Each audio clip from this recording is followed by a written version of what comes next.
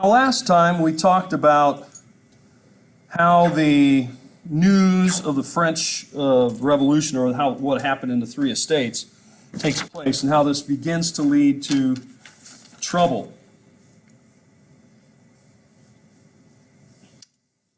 Those in Paris actually stormed the Bastille. This is commemorated by Bastille Day every summer in France. But I think, as I was telling you at the end, if you go to Paris one day and some guy, some shady dude wants to give you a tour and says he's going to take you to the Bastille. Now, there is a little sign in the sidewalk, I think, that says, the Bastille once stood over here. But Bastille is gone. It's been gone for a long time. Literally, it was ripped apart by the people, brick by brick, stone by stone. Now, in the countryside, peasants begin to rebel.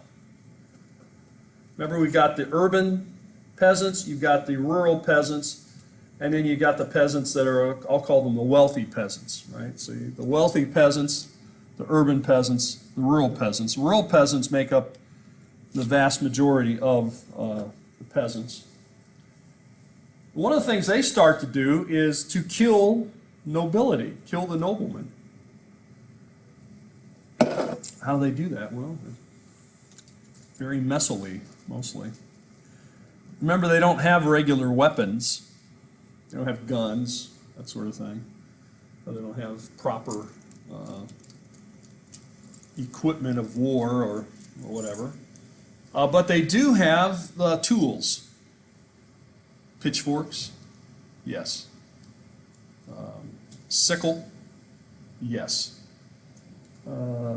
Various knives that they use for their work, yes. Hammers, yes. This is the kind of thing they grab. They grab whatever they think they can use as an improvised weapon. So, wasn't designed to attack humans with a pitchfork, but you could do some damage. Same with definitely with a sickle or a big knife that you use, out in the field to cut brush and stuff like that, machete-like thing. They have these kinds of weapons, and that's what they use. And they go in a mob and they storm the manor house, and they attack the nobility, and usually, or often, I should say, killing the entire family in very cruel ways that we won't describe here. The other thing they do is they burn the records. Any papers that look official, they burn them. Why do you think they would want to do that?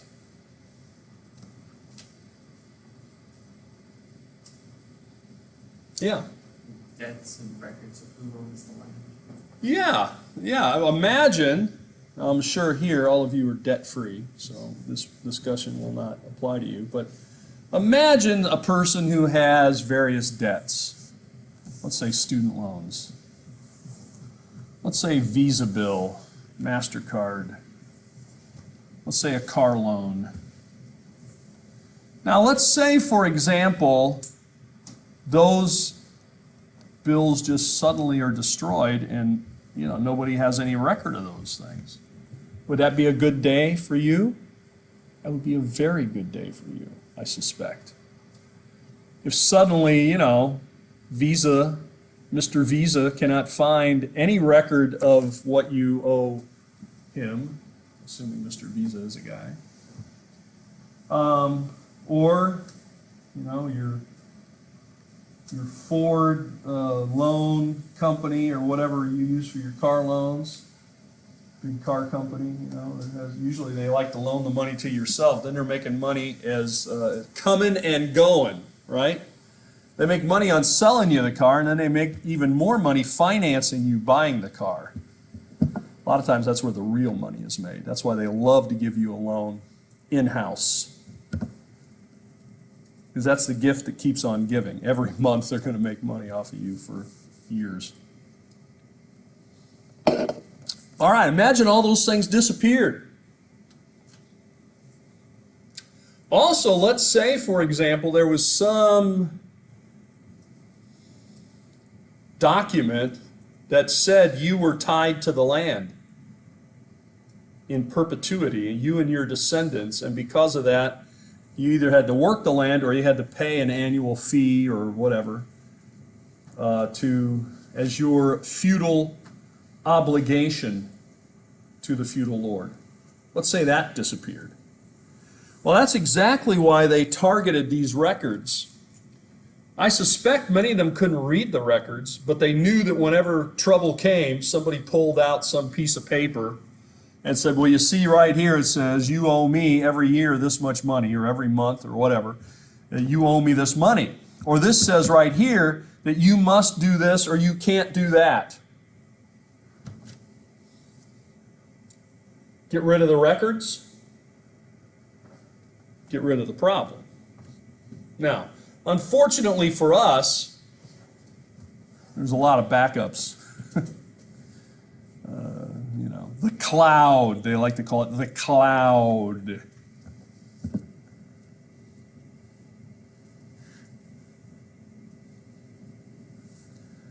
So, how does God keep track of things? He stores it in the cloud, right? All our prayers stored in the cloud.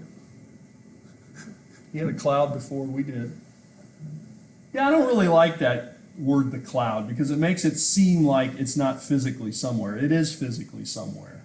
It's on a hard drive. It's on a server somewhere. It's connected to the internet. So, yeah, I don't think the satellite stores. Satellite transfers it, but I think it's, for example, where I lived in Kentucky, nearby, there was a place called the Mushroom Mines.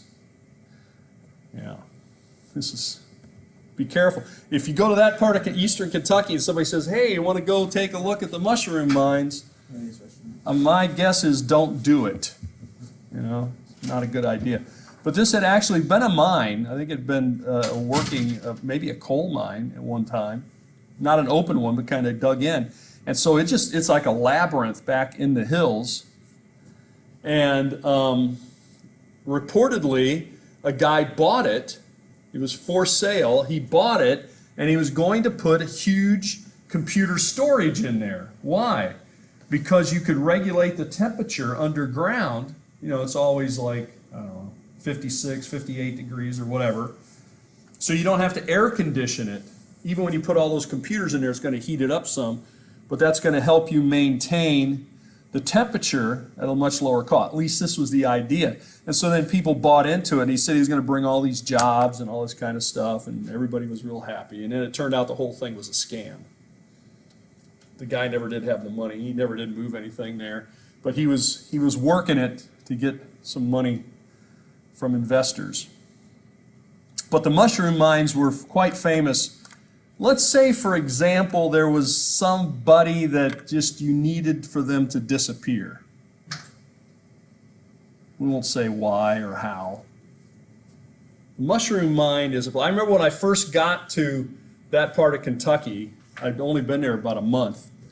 There's this big news about the mushroom mines. And I'm like, what is this? Mushroom mine. Because for a while they did grow mushrooms in there. So that's how they got the name.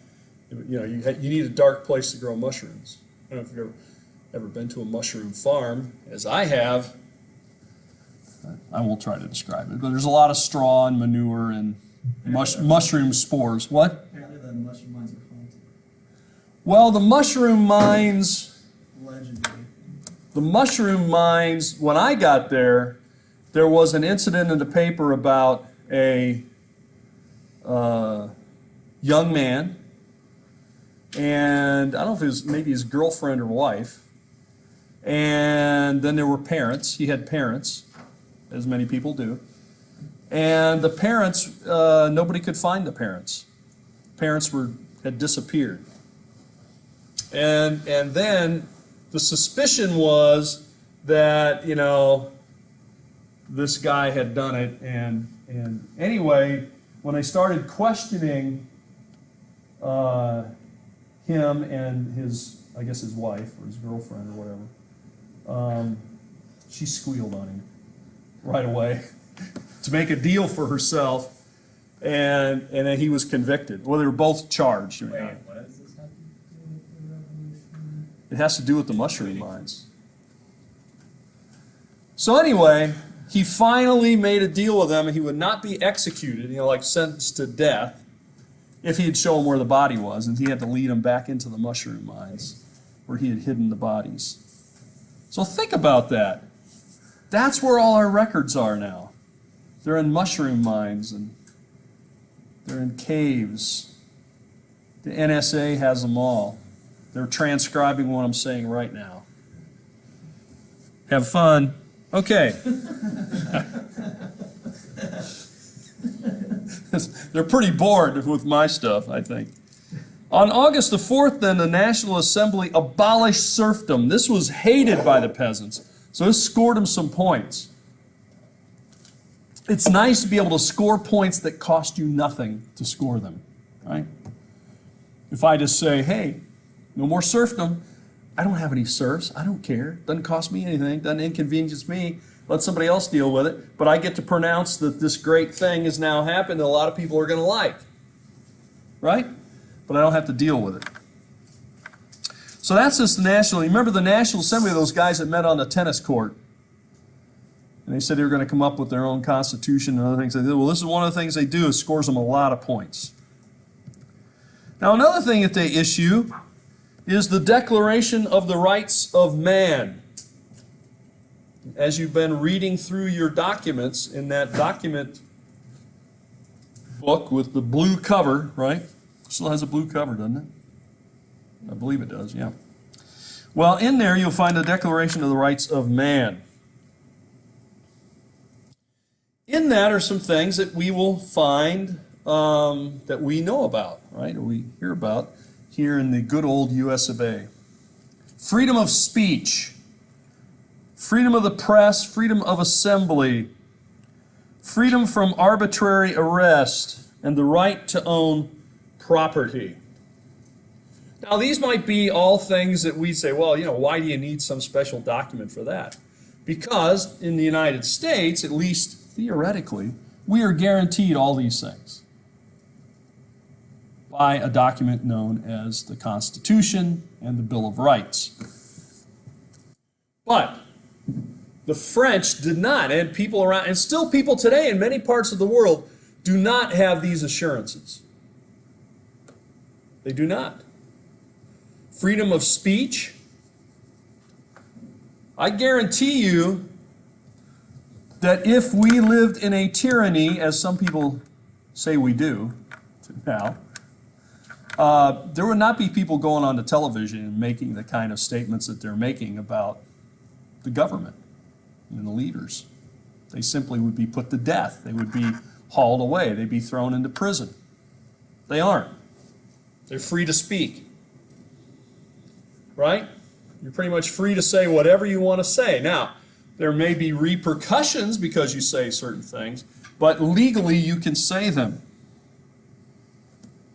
Freedom of the press. Well, yes, in theory, our press is free, and I think it still is. They say a lot of things, print a lot of things. They're not controlled by the government. They obviously have other pressures, like financial ones, but that's different. Freedom of assembly. The fact that we could just decide, any one of us, decide and say, you know what? If you want to meet and talk about this subject, we're going to meet at 7 o'clock on Friday or whatever, Thursday. You come and meet, and we're going to march. We're going to protest, or we're going to just have a meeting where we talk about how we're going to change things. We could have that meeting and not be arrested. That's not true around the world. So what I'm saying is, a lot of the things that the French people get here in the Declaration of the Rights of Man are things that we have here in the United States, but they're not things that people have around the world. You go to certain countries like China, you want to have an open meeting where you criticize the government and the leaders, I guarantee you that's not going to go well.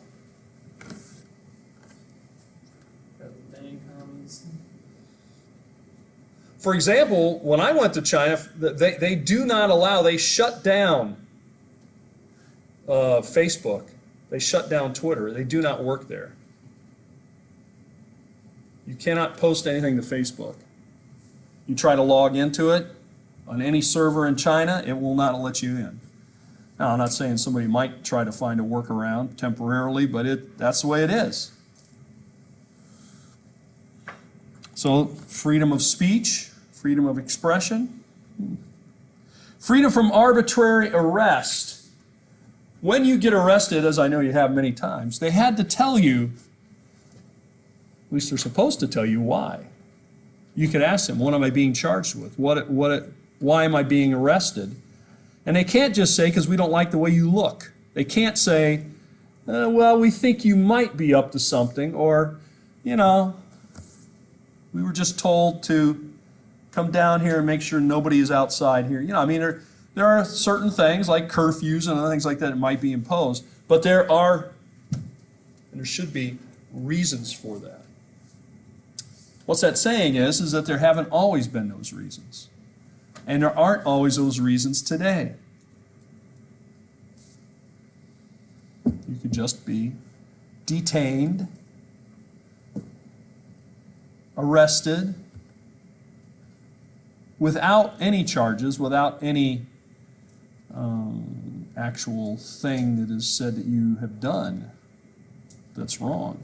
The right to own property, we assume that one for sure, right? That I've got my stuff and you got your stuff. You keep your paws off of my stuff, and I ought to keep mine off of your stuff, right? If I go out in the parking lot, I just don't get in your car and drive away. You call the police. Or your laptop, I just say, well, it looks nice, I think I'll take that. You say, no, that's my laptop, right? That's my computer, that's my car, that's my whatever, iPhone, right? Well, there you go. And you have the right to own property, and if that is violated, then there are repercussions. Now, notice it doesn't say the Declarations of the Rights of Women.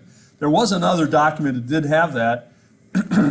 They are pushing for more equality, but you know, it's not necessarily coming. You see this little image on the screen? It's a bunch of ladies that aren't upset. Sometimes ladies get upset, by the way. That's usually when I like to be somewhere else. But notice them. Notice what they got. They've got pikes. They're called pikes. Pikes are like a spear. They've got axes. And they're rolling a cannon in this. If you look carefully, there's a cannon in there that these ladies are rolling. Considering how hard it was to load this back then, I doubt anyone actually knew how to load it. Well, I don't know if they knew how to use it, but they decided they would take it. Maybe they'd try to figure it out. Oh, yeah. So they are heading to where the king is. The king, you see, here's the thing. The people believed that the king should be in charge. They thought he was in charge, and that one of his main duties was to make sure we are not abused, we are not taken advantage of. That was the job of the king. The job of the king was to see to it that things went fairly. And if they didn't go fairly, then we could appeal to the king. Now the problem was, of course, the king was not in Paris. He had a palace in Paris. Not a bad palace, it was okay, as palaces go. But he had a much nicer palace out in the country, and that's where he spent most of the time, at a place called Versailles. So if you ever get to France, I assume you'll go to Paris. You should go to Paris. And if you go to Paris, you ought to make a day, or at least an afternoon, but a day would be better, to go to Versailles. You can get on a train in Paris and you can be in Versailles in a short amount. It's about 12 miles or something like that. There are trains that run out there. I'm sure there are buses and things like that. You can take it out there You may have to buy your ticket ahead of time online because sometimes there's a long line to get in, and you can go visit the Palace of Versailles. Historic. Not only because of this period of the Revolution, but prior to it, the absolute monarchs. And then, of course, even after that, it becomes a symbol of France. The Hall of Mirrors, where World War I is, Treaty of Versailles, you may have heard of, is signed. Right? Well, it's filled with history. The ladies head that way, walking. They're not riding the train, didn't have them. And why are they going? They are upset. They are upset because there is no stable food supply in Paris. And these women are primarily responsible for feeding their families. I mean, for preparing the food, for buying the food. This is typically what they would be doing. And they're going out to do it, and they're finding out there's no bread at the bakery, or very little. There's no vegetables to be purchased. Meat, very hard to come by. All these things are, I won't say impossible, difficult, very short supplies, very high prices in what you can find. And they know they are hungry. They know their children are hungry. They know their families are hungry. And no one is doing anything about it. But notice, they think it's the king's job to do something about it. And so they say, well, the problem is, we'll give the king the benefit of the doubt here. I don't know how much they felt that way, but one of the problems is the king's not here in Paris, so he doesn't know what's going on. Also, the king's not here in Paris, so we can't go remind him what's going wrong. Right? I think that was also implied. Where is he? He's always out at that Palace of Versailles, that fancy palace out in the country. It had been a hunting lodge. It had been converted into this amazing palace. Huge rooms, gilded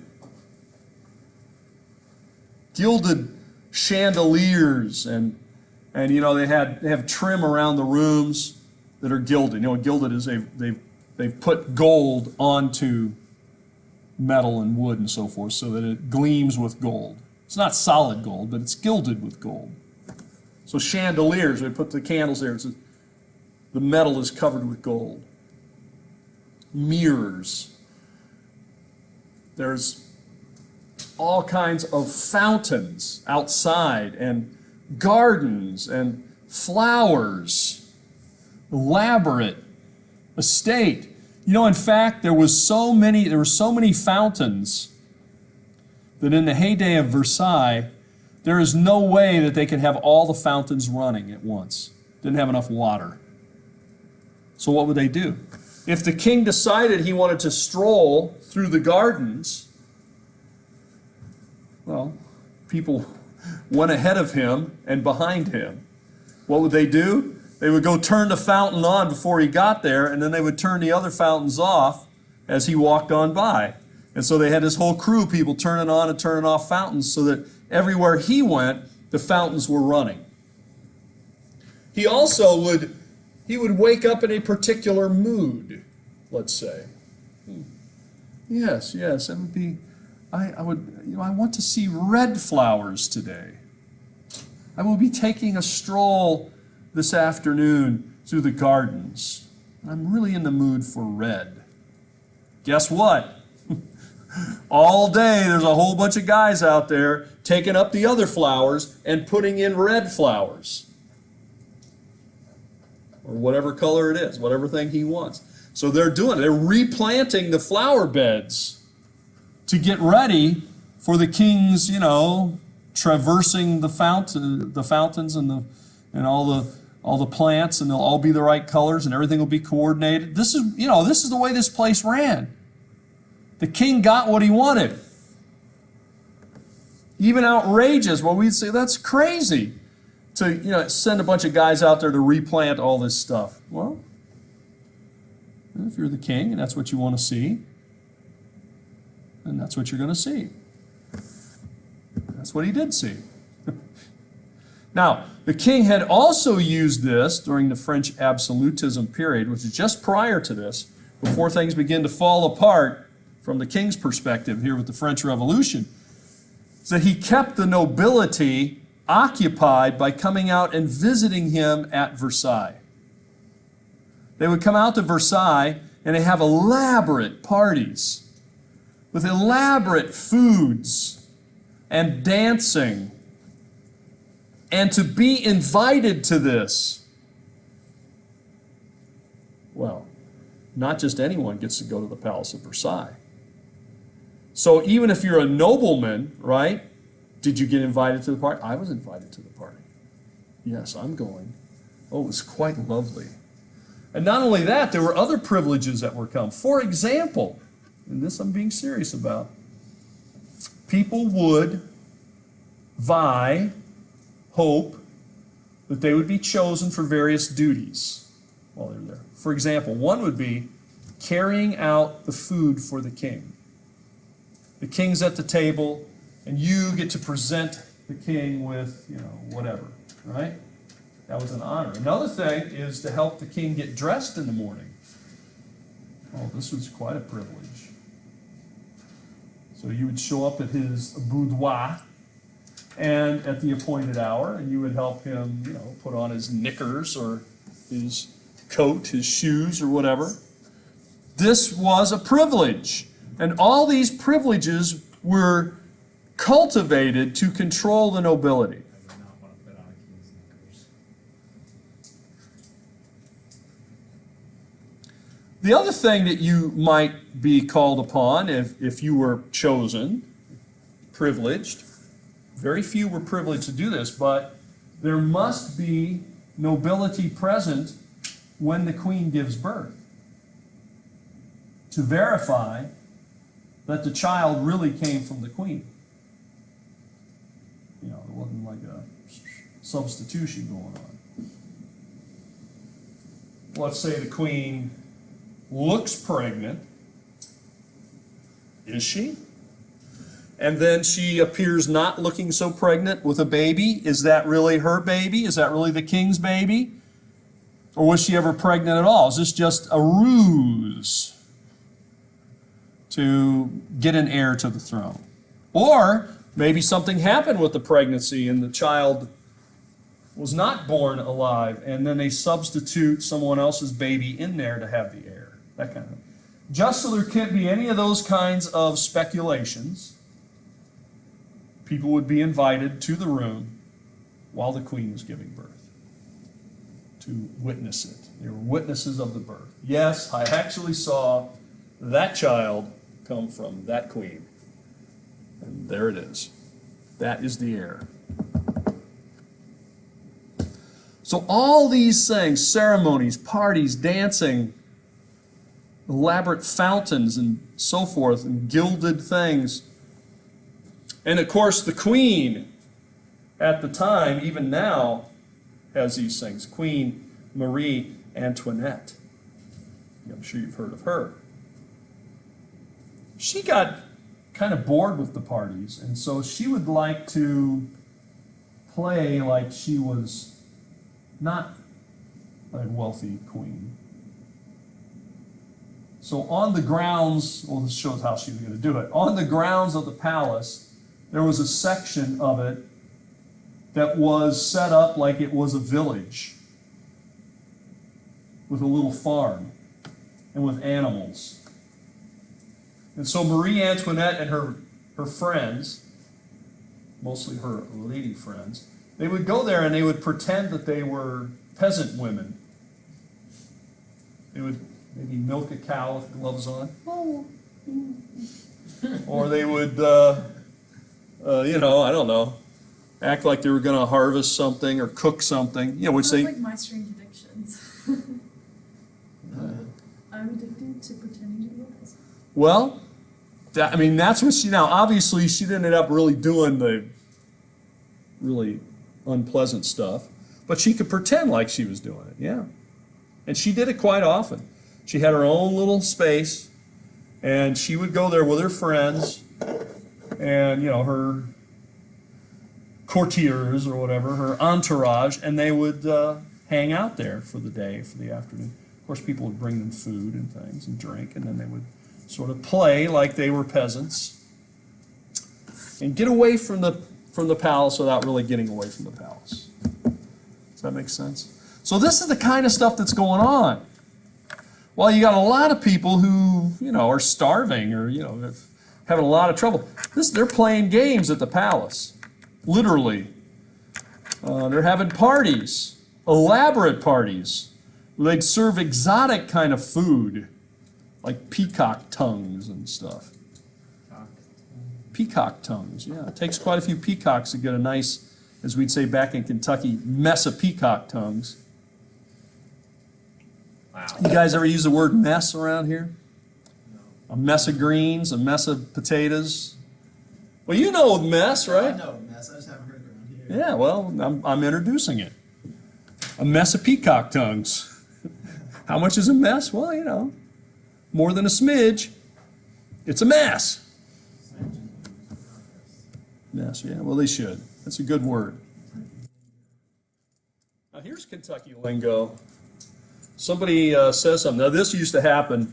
I preached at little churches. I preached at a little country church for many years in Kentucky. And here's what the ladies would often say. The ladies of the church. I've heard them say it many times. Bless his heart. He means well. Now, when the ladies say, bless his heart, he means well, that's not a compliment. Okay, that's the church lady's way of really letting somebody have it, while sounding pretty nice about it. Like, this guy's an idiot, but I guess he means well. And they don't say that. That wouldn't be nice. And often it comes with, oh, bless your heart. Now if they come up to you and do that, well, you did something. Old Kentucky would interesting species. Well, we'll keep going before we get ourselves into even more trouble. I can't reveal, church ladies' secrets. That's a violation of the minister code.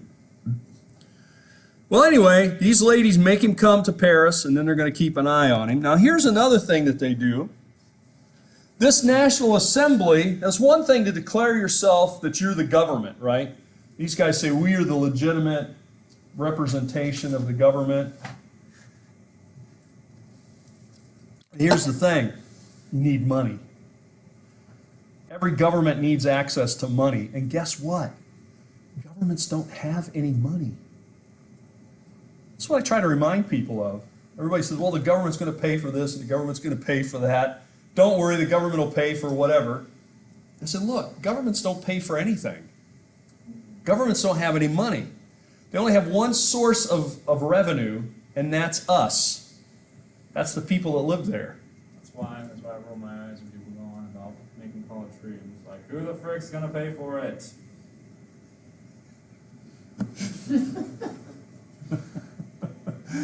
Yeah, there's no free lunch.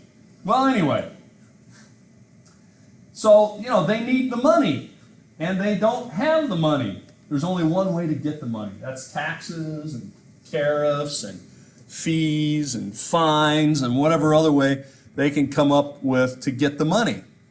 So here's how they decide to get the money. They've already been given it to the chin to the church, right? Remember we talked about the Philosos? Crushed the infamous thing, you remember that? And that infamous thing's the church. So, we see they decide to take it from the church. Now you have to remember that in France at this time, the number one landowner in all of France was the church. Roman Catholic Church had more land than anyone or anything else, any other institution, company, person. By a long shot, they had more property. Why? Well, let's say, for example, you start off with, let's say you're a really wealthy family, 1,000 acres of land. Let's just say 1,000 is a nice round number. then you have 3 children, or let's say 4 children, make it easy to divide, right? And then each get 250 acres, and then they each have 4 children, right? They each get about 65 acres. Then they each have 4 children, and so forth. You see, within like 3 generations, you can go from 1,000 acres to having, 2 or 3 acres, right? Plus, along the way, you may have to sell some of it to pay for things and things like that. So your land is going to probably diminish over time, but guess what? The church's land is only going to grow.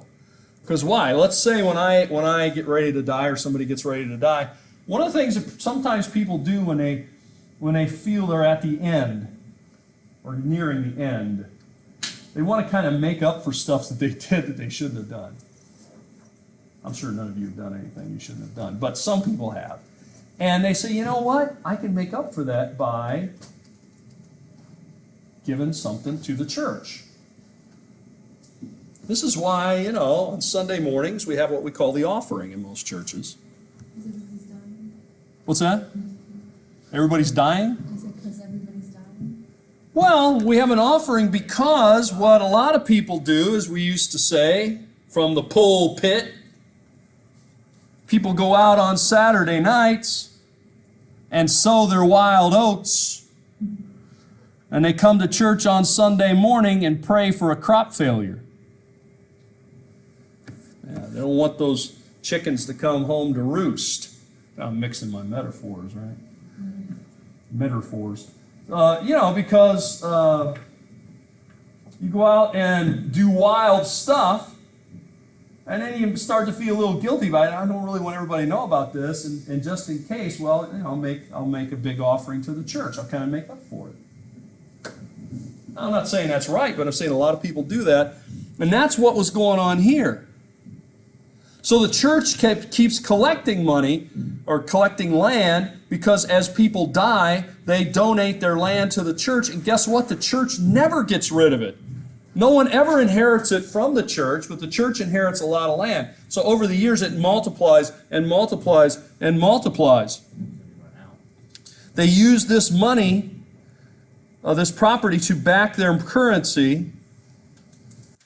And then in 1790, they actually take over the clergy, and they force the clergy to take an oath of loyalty to the government. Because now, instead of being paid by the church, whatever they might be paid, any compensation they might have came from the church, now it's going to come from the government. And it's going to come from the government. Well, now, guess what? You're a government employee. And if you're a government employee, well, then you've got to take an oath of loyalty to the government. You've got to say you're going to uphold the Constitution. And, of course, part of that was undermining the Pope. They did not want the Roman Catholic Pope controlling the clergy of France. The government was going to control the clergy of France. Some of the priests and others refused to do this, and they got into a lot of trouble.